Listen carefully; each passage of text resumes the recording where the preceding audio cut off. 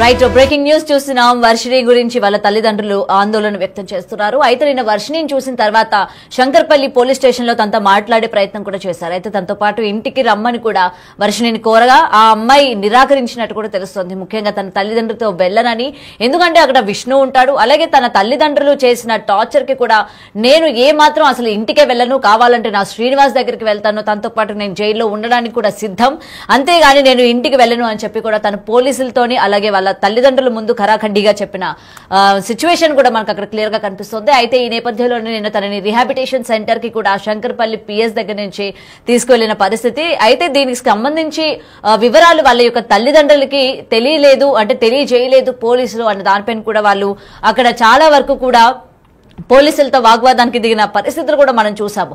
అయితే ఎక్కడికి తీసుకువెళ్లారు, ఎందుకు తీసుకువెళ్లారు అన్న దానిపైన కూడా పోలీసులు వివరణ ఇచ్చారు. అయితే రీహాబిటేషన్ సెంటర్ కి తనని తీసుకెళ్లినట్టు కూడా తెలుస్తోంది. ముఖ్యంగా తన మానసిక పరిస్థితి సరిగ్గా లేదు అని గానీ, లేకపోతే తను మాట్లాడే విధానం కావచ్చు, అందరిపైన విరుచుకుపడ్డం కావచ్చు, ఇటు తల్లిదండ్రుల్ని అలాగే పోలీసుల్ని కూడా తను తిట్టింది, దుర్భాషలాడింది అని కూడా అక్కడ పేర్కొన్నారు.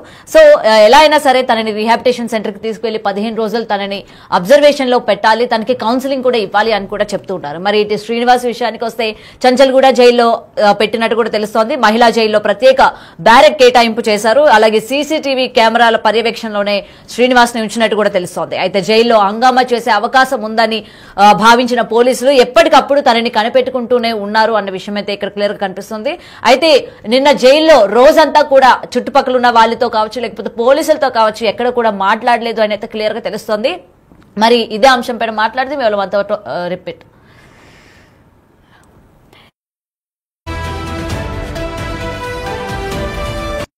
రైట్. అయితే ఇదే అంశం పైన మాట్లాడదాం. మనతో పాటు లైవ్ లో జాయిన్ అవుతున్నారు బాలకృష్ణ గారు. రైట్, బాలకృష్ణ గారు నమస్తే అండి. జన్మనిచ్చిన తల్లిదండ్రులకు నమస్కరిస్తూ విశ్వేశ్వర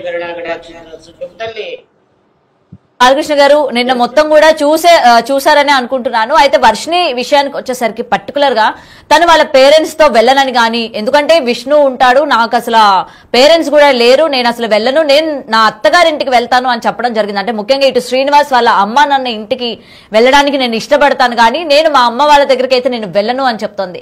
ఏమంటారు దీనికి? నేను ఆ పిల్ల గురించి మొదటి నుంచి చెప్తూనే ఉన్నా, మందు పెట్టాడా అని నాకు చాలా నమ్మకం ఉంది అని చెప్పి, ఆ తర్వాత రిహాబిటేషన్ సెంటర్లో వెయ్యటం కరెక్టే. ఎందుకంటే డ్రగ్స్ అలవాటు ఉన్నాయా, ఏమన్నా ఇతరత్ర అలవాట్లు ఉన్నాయా, అవన్నీ మానటానికి కాస్త విసులుబాటుగా ఉంటుంది, మానేయటానికి కూడా ఛాన్సెస్ ఉంటాయి. వాళ్ళు అసలు చాలా ఆ విధంగా కౌన్సిలింగ్ ఇస్తారు.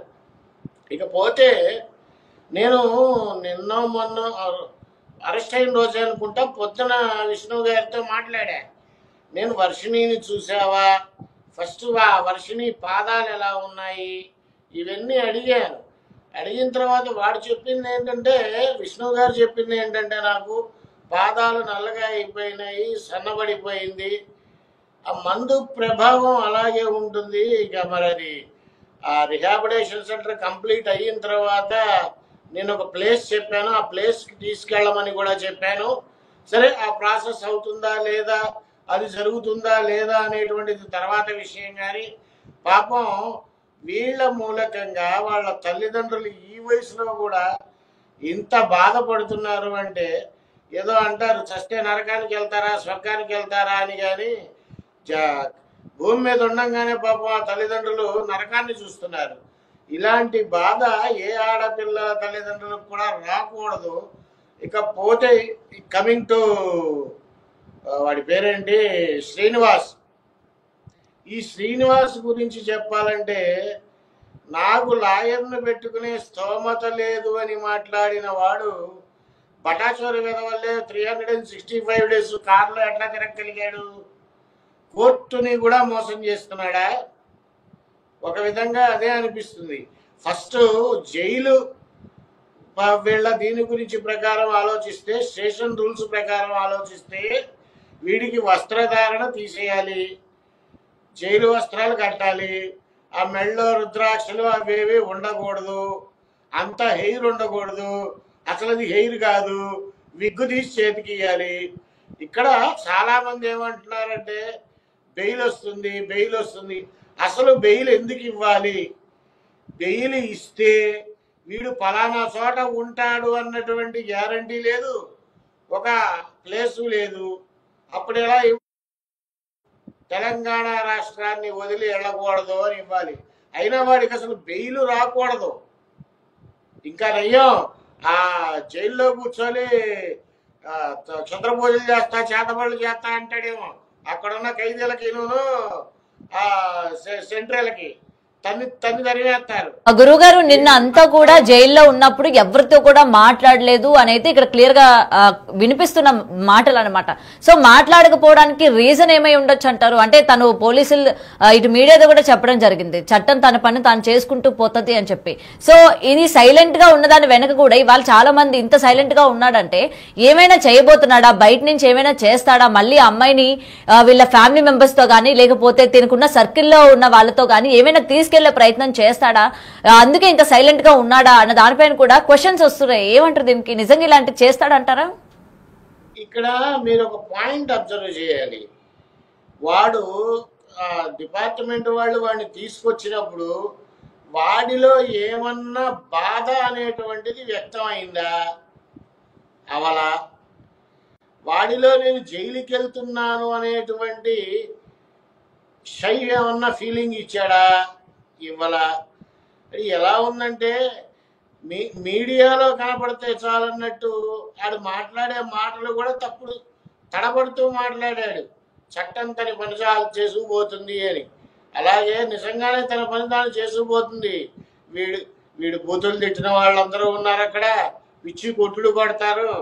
పైగా నిన్నొచ్చిన కొత్త రిపోర్టు వీడికి 2 సార్లు ఇంకా దీనికి ఆపరేషన్ అయింది అని చెప్పి మెడికల్ రిపోర్ట్స్ వచ్చినాయి. ఫస్ట్లోనే చెప్పానమ్మా నేను, వాడి దగ్గర ఉన్నటువంటి పుర్రెలే ఆ కపాలాలే వాడిని మింగుతాయి అని చెప్పా. ఇక్కడ అసలు ఆ కపాలాలకి కూడా DNA టెస్ట్ చేయాలి. అది ఎవరివవి?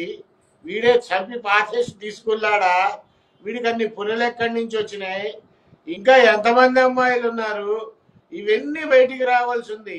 వీడు సైలెంట్గా ఉన్నాడు, వీడు ఏదన్నా చేస్తాడా?